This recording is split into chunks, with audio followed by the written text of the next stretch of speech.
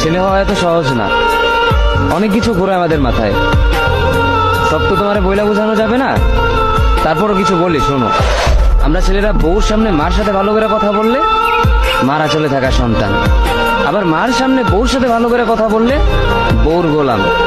নিজের ছেলে মেয়েদের যদি মারি আমাদের দয়া মায়া নাই, আর ওই ছেলে মেয়েদের যদি কিছু না বলি আশকারা দিতেছি। নিজের বউরে দিয়া যদি জব করাই সেই ক্ষেত্রে আমি বউর কামাই খাই, আর যদি বউরে দিয়া জব না করাই আমি সন্দেহ করি। সারাদিন ঘরের বাইরে থাকলে আমরা ভাদাইম্মা, আর যদি ঘরের ভিতরে থাকি তাহলে বেকার, কাজ কাম নাই। আর এই তোমাদের মেয়েদের গায়ে যদি আমরা ভুলেও টাচ করি না আমরা নির্যাতক, আর যদি তোমরা মেয়েরা আমাদের গায়ে হাত তুলো আমরা কাপুরুষ। আর একটা ছেলে কি বা করে পুরো লাইফে নিজের জন্য? মার ওষুধের থেকে শুরু করে বউ বাচ্চার প্রত্যেকটা সব পালন করার দায়িত্ব একটা পুরুষের। কিন্তু কি লাভ এত কিছু কইরা? দিন শেষে একটা ভুল করলেই সবাই ভুলা যায় যে কে কি করছে তার জন্য।